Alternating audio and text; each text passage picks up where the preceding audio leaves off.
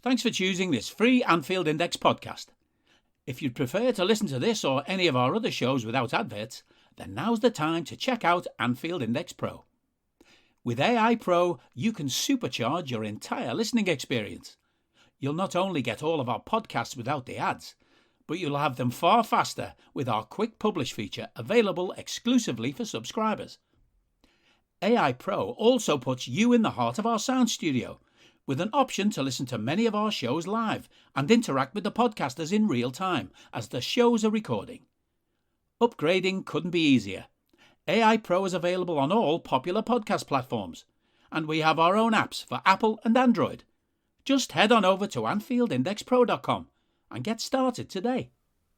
Hello and welcome to the Daily Red. As you can tell by my voice, I'm not Dave, it's me, Guy. He is unfortunately busy, so we're going to record Two-Footed a bit later. Hopefully should be out on time for you if you listen to both shows, but I will be doing this. And as it's me, it's fallen on Klopp's press conference, which seems to happen every time I do this. Just before we start, I am got a bit of a cold, or hopefully just a cold. So if you end up hearing a bit of nasally, a bit more nasally than usual, I am sorry for that. But the show needs doing, so I'm going to soldier on.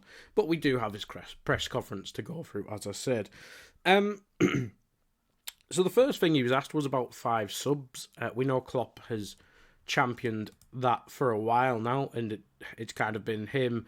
I know Pep's talked about it a bit as well, but it has seemingly been Klopp who has been the one fighting on that front, not complaining, but really wanting it. Obviously, there's the debate whether it helps the bigger teams more so than the smaller teams, and it definitely does. But at the same time, it could be a good thing for smaller teams because if they've got limited money or something like that, maybe they don't want to buy a player in fear of that he just won't get the minutes. But with 5 subs, you get to use more players.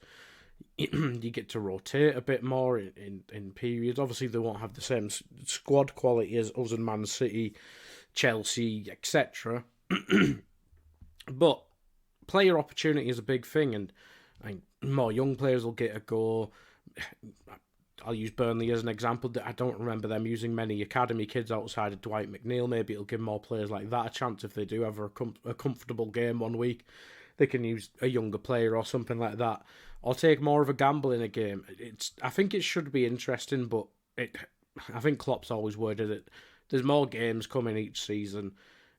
5 subs. I think we had it in the half COVID year, didn't we? So I think it is good, and we've seen how Liverpool have used it in the Champions League this season. I think it was the Inter Milan first leg where we used it to great effect with Naby and Henderson coming on. I can't remember who else came on, but them two made a huge impact. And you compare that to Klopp's use of subs in the Premier League, and he's got to be so much more cautious because you make the 2, and then you're left with 1 for an injury or something like that. Whereas if you've got 5, you can use 4, and you've still got a spare 1 for an injury. So it should help Liverpool, and let's be honest, we're all Liverpool fans here. It helps us. It probably helps us and Man City more so than most teams, and maybe Chelsea, but who knows what's going on with them at the minute. But yeah, 5 subs, I think it's a good thing for us. As I said, Champions League, the proof for it. It's helped us already this season. Mo and Mane obviously they've had a couple, I'll say run-ins, it's not really running, but they've had to play each other at international level a couple times this season. Obviously, AFCON final, and they played twice in the international break with Mane's Senegal knocking out Mo's Egypt. And Klopp was asked about, well, basically, I think they mentioned professionalism. I don't think that's ever in doubt with these two. It's just whether I think Mo could get over the disappointment. And he's obviously not had the best form since he came back from AFCON. But he ran into the ground in AFCON. I think it was like 3 or 4 120-minute games. And yeah, he obviously played 90 against Senegal and Egypt, and then 120 in the second leg as well. So that probably doesn't help our case as well. But fortunately, we do have forward options now, I suppose. But I don't think professionalism's an issue with Mo. Certainly not with Mane either. Obviously, Mo will be disappointed. But yeah, he'll get on with it. He's got huge achievements to come, hopefully. We know his ambitions. He wants to be the Ballon d'Or winner. He wants to be recognised as the best player in the world. And to do that, obviously winning AFCON would have helped and qualifying for the World Cup. But if we go on and win even one more trophy, it's going to look huge. If he if he beats goal scoring records in the Premier League again, it's almost going to be undeniable. He's just going to have to, if he returns to his form pre-AFCON, it just will be unquestionable that he'll be the best player in the world. But we know FIFA with the Ballon d'Or, it can be weird. They'll probably just give it to Messi for banter or something like that. But yeah, I have no issue with Mo Mane. It's just, well, we saw Mane didn't want Liverpool celebrating AFCON in respect for Mo, and there's always been talks about them two not liking each other, but I'm sure there's a respect there and no issue really, as I say. Bit of a fitness update from Klopp. Trent trained yesterday in part. He should be in full training today. Robbo's fine after COVID. He missed Scotland's first game and then played the second one. Naby missed training yesterday, so maybe these international itis injuries we all thought may have actually been legit, but Naby missed training yesterday. Klopp hasn't been updated yet if Naby's fit, but we know with Trent's basically our only right back. Obviously, Nico's on loan. Gomez is the cover now, but he is a centre back, so he can't really recreate anything Trent does, which is fine. But Trent is our biggest creative force in the team, so we do need him for Benfica and certainly for Man City. We've already played Man City without Trent this season, and it didn't go well down that side. So yeah, it's a bit of an update. Robbo's fine, so yeah, he'll probably play. But Tsimikas is absolutely spot on as a backup, isn't he? So no issues there if he needs a rest or something after his COVID. Naby's probably the issue because we know, well, we've kind of got into the rhythm of rotating him and Thiago, and it's worked really well in our winning spree. Obviously, Thiago, I think there's no word about him being unfit at the minute, so if Thiago plays Watford, hopefully Naby's fine for Benfica. And Thiago could play City, for instance, but yeah, we need Naby back because, well, our midfield just looks night and day when one of them two's in that left midfield spot compared to when someone isn't. We've seen the weakness there when Henderson's shifted over, he's never really played left side. Curtis Jones isn't really on their level just yet. Maybe he could get there, but not yet. So I think Naby being injured, we're kind of used to it by now, unfortunately, but hopefully he's back for Benfica if he's not back for Watford. But we do have the early game, so hopefully a bit more training time in between. I don't even know what day we play Benfica. I assume Tuesday.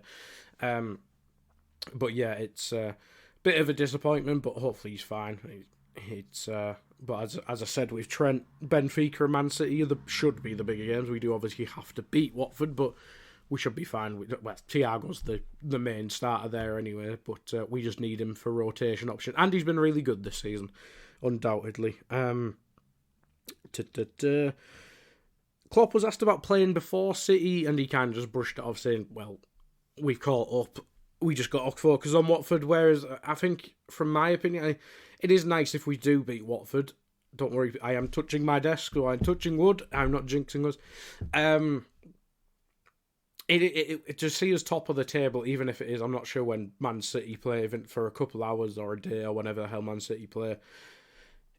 It'll just look good. It'll feel good to be back, like picturesque Liverpool top of the table.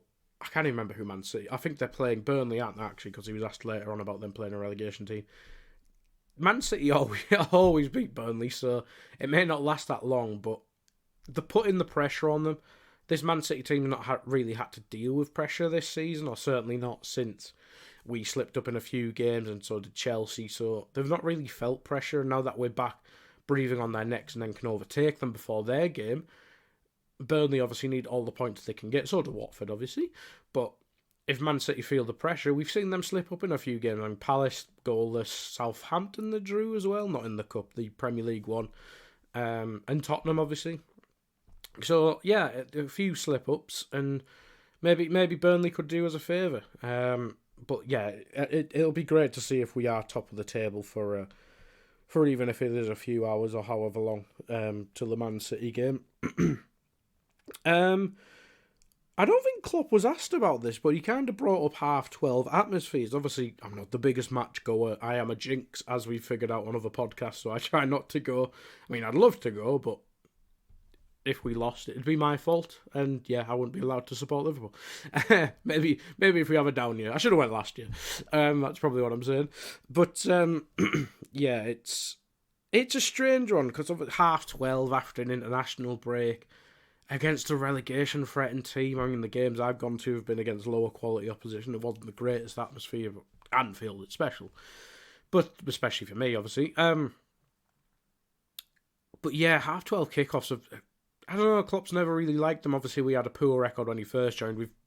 I assume we've sorted that, because we don't really lose many games nowadays. But yeah, I think he said if you're not there to sing and shout, please give your ticket away. So that's quite bold from Klopp, really, or strong from Klopp. So yeah, I think if you make the atmosphere as big as possible, I'll say in tough circumstances, but in unideal circumstances, you wake up early, get there, especially if you're coming from out of town or whatever.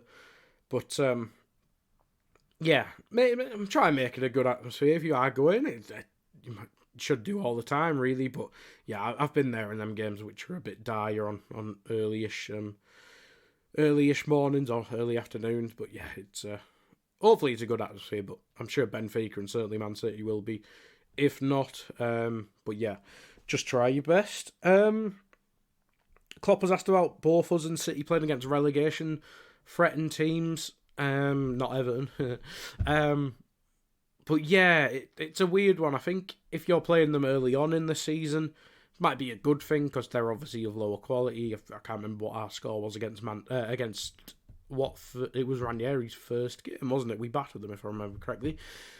So playing these lower quality teams is obviously a good thing, but once, however many, I think there's 8 games left for most teams, and then some are on 9, some are on 10, etc. But once you get into the desperation point of the season, we've seen teams go on mad runs. I mean, Roy Hodgson's managing Watford now, but yeah, we remember his Fulham run where he just went Super Saiyan for a little while.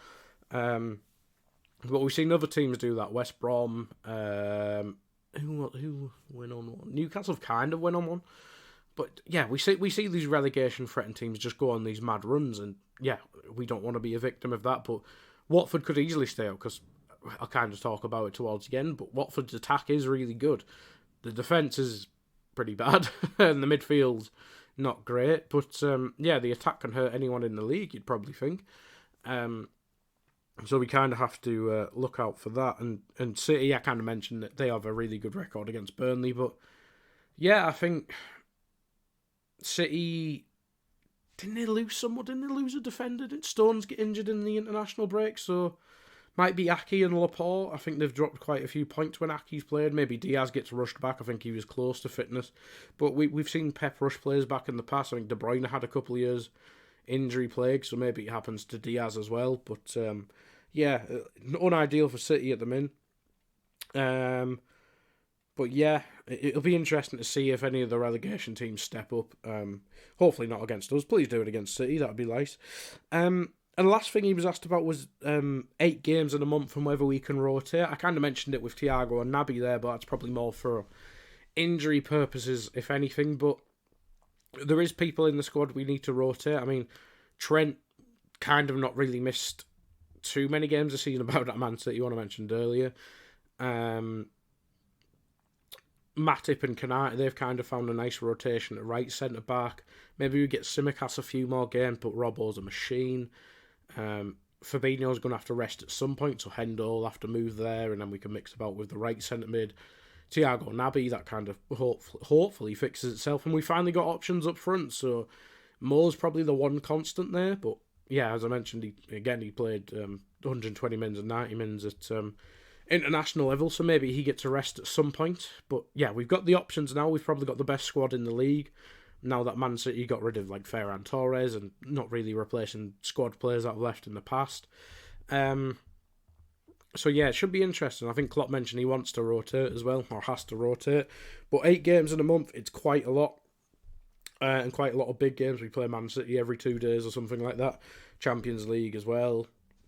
I think, do we play Everton this month? I know we play Man United on my birthday, which is fun. I think we play Everton as well, so it's obviously a huge month in terms of number of games and the games themselves, so it's going to be a huge month for us people. And that's basically it. I mean, if you want a more in-depth on AI Scouting, they kind of left Watford to the last of the day. They did a worst 11 and then some thoughts on players, but they did preview Watford towards the end of the pod as well. Roy's obviously not really highly thought of in Liverpool circles, but in terms of the job he's done at other clubs, I mean, Palace is obviously his long one, but West Brom before that, Fulham before that, he's done a good job at a certain level. And for me, if they brought Roy in when they brought Ranieri in, I think they probably would have been safe, to be fair. I think, obviously, Ranieri probably had them attacking better than Zisco, I think his name was. Zisco Munoz, I think his name was. But Roy, he has kind of, I won't say fixed the defence because there's a lack of quality there, but he's made the team more solid. And then you just kind of want Sarr and Dennis, etc., and João Pedro and Josh King to kind of just have moments of quality, which they've kind of done in bits and bobs. But I think if Roy had a bit longer to work with the squad, they probably could have stayed up. I mean, we've seen the struggles of Everton, Brentford, Newcastle, etc. They could have dragged more teams into it for me. But yeah, obviously we don't really like Roy. Came in at Liverpool at the worst time, but God, the way he spoke about it and stuff like that. I was only youngish, but yeah, Jesus, not a time to remember. But he is good at these types of jobs, and he's already done a miracle run, as I mentioned, at Fulham back in the day. So it'll be interesting to see. They do have good players, as I mentioned, Sarr, Dennis, especially this season. Moussa Sissoko's been in the league for donkey's years now. Imran Loser seems to be getting a few fans as well. Smashing name as well, Loser. Smashing for football. But yeah, it should be interesting. We should win the game regardless. But Watford, in terms of longer term thoughts, I think they could survive. I think they've just got, well, it doesn't help playing Liverpool. I'm not sure what the fixtures are, but that attack's the best down there, and they can score the goals. But yeah, it should be interesting. I'll finish up with AI stuff. Pod-wise, we have Molby on the Spot recorded last night. Unfortunately, I wasn't there, so hopefully it's fine. But Trev recorded it. He records his own stuff every now and then. So hopefully that's fine. But Jan's always on top four, as is Trev. As I mentioned, we did Scouted as well. Worst XI, thoughts on players and Watford preview. So that was a good listen. AI every week on Discord as well. In article-wise, we've got a couple from Sam Maguire, the machine himself. Whilst we're ahead of Watford, should Liverpool be interested in Ismail Assar? We obviously were pre-Jota. I think maybe that ship sailed a little bit because he's not really had the best season. He didn't have the best season in the Championship either. Maybe these couple of years, and obviously Watford changing manager every 2 minutes hasn't really helped his development. But depending on the price, it's probably a no for me.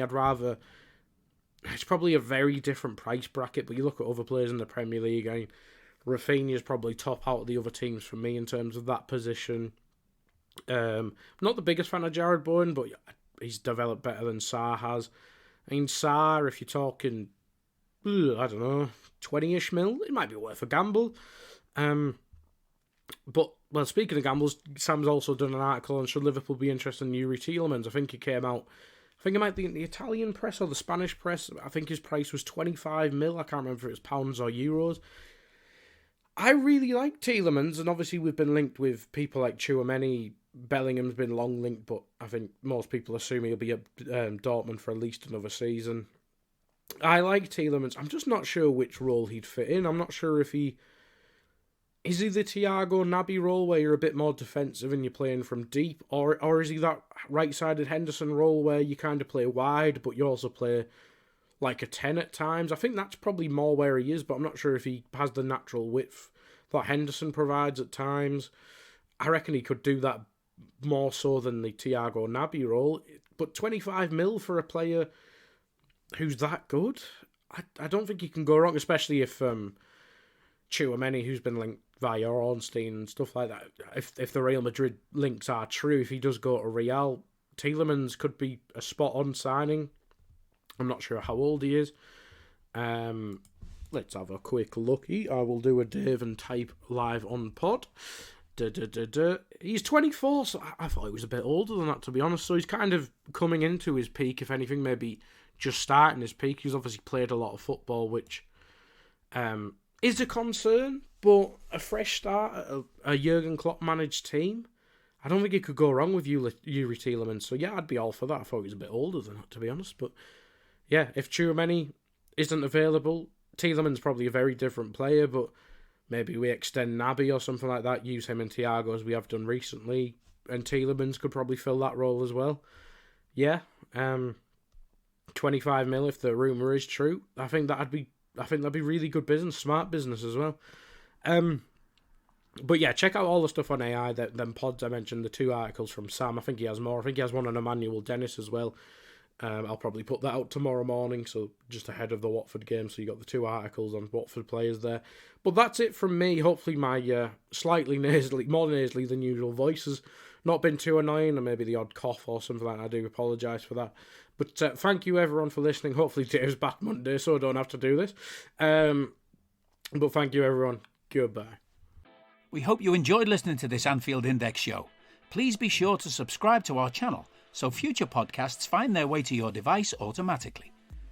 There's nothing quite like fan engagement, and we'd love to know what you think of anything discussed on this show.